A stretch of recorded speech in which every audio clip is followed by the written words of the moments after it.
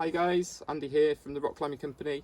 I'm just going to talk you through how to build a belay using a sling. Okay, slings can be different sizes. If you're going to be linking lots and lots of pieces together, you're probably going to use a longer sling. If you're going to be linking just one or two pieces together to another, you're going to be finding that maybe this 120 centimeter, which is the regular length that most of us use for climbing on the majority of our routes, is going to be more than enough. So I've decided I'm going to link just two pieces of gear here. Okay, so I've got a really good nut that's 5 out of 5, and I've got a good cam up there as well, which is 5 out of 5. So when I'm building this belay, I want to be sure that I'm getting to 10 or above in an ideal context. Okay, it's important that you have enough equipment in a belay to look after somebody else's life. Okay, it's very, very important that you don't just rush that process. You want to make sure you've got plenty of gear in to feel happy with what you've done. Okay, so we can prevent any accidents in slips and falls, okay, becoming more catastrophic. So I've got these two pieces of gear and I'm going to start linking them. So the cams come with a snap gate on already, so I've left that on there, but I've had to put a screw gate on this nut because it's not got a spare one, so I've had to use a spare from my harness, okay, which I keep at the back, especially for belays duties. So I'm going to use this snap gate that I've got on my sling to connect in to my cam, and I've just put two snap gates on there. I'm going to turn one of them round so you can see they're facing in opposite directions. Okay, what's important to understand is that carabiners are designed to be pulled lengthways. Okay, when they're pulled on this back bar nice and straight. If we pull them sideways like this, they are massively weakened. Okay, so we want to try to keep them in this straight position and loading nice and linear. Okay, something else to understand as well is if a gate is pushed open and we still pull it in that same direction, this can weaken the carabiner quite considerably. Okay, so the advantage of a locking carabiner is that once we've screwed that up, there's no way that that gate can get pushed open against a piece of rock. So this makes that carabiner a little bit more reliable and safe. Okay, the snapgate carabiners aren't stronger, they're about the same in terms of strength, but it's easier for the gates to get pushed open. Okay, as you can see there, the gate is starting to catch on the rock and get pushed open as we're moving. So if I think that's a concern and I may have run out of screw gates, you can use this snap gates with a back-to-back position to kind of problem solve that out of the way. Okay, I'm now going to link in to this other piece of equipment, this nut. I'm going to do that carabiner up now because I'm not going to need to change that anymore.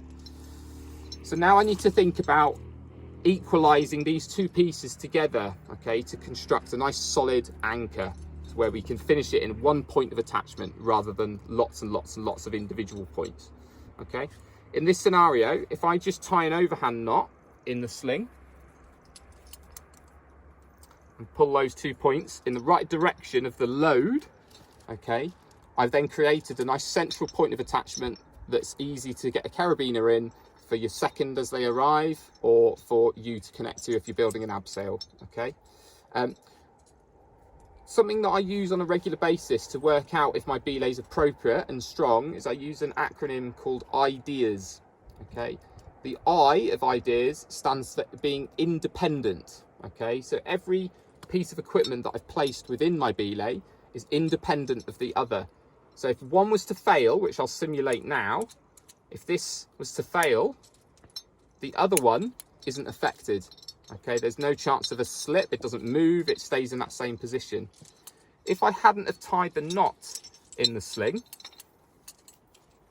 okay, and then this one piece of equipment was to fail, you can just slide straight off the end.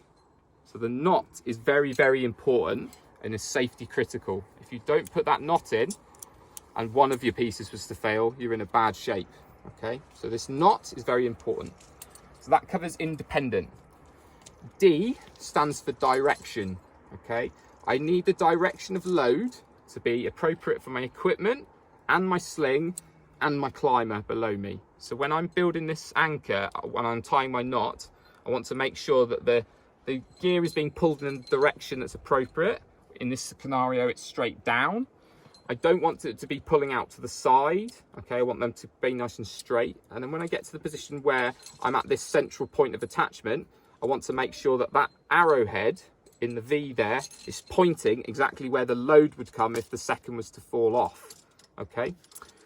In that scenario, we're good. If it was suddenly pulling off to one side, you can see now how one of the slings is tight, but the other one is completely loose, not engaged at all. Okay, so that's something we would need to change. Okay, and that can work upwards and downwards in certain scenarios, so it's worth considering a few different things when you're going through direction.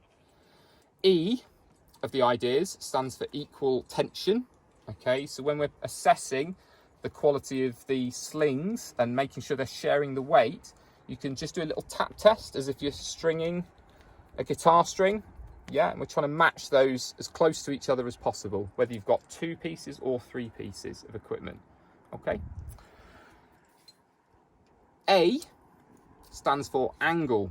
Okay, so the total angle between the sides of the V or the arrowhead in your sling. Okay, so in this scenario, we've got quite a shallow angle here. It's a nice straight pointy angle. If this sling was further stretched apart and it was becoming more towards 90 degrees, we're starting to add a bit of force onto each piece of equipment.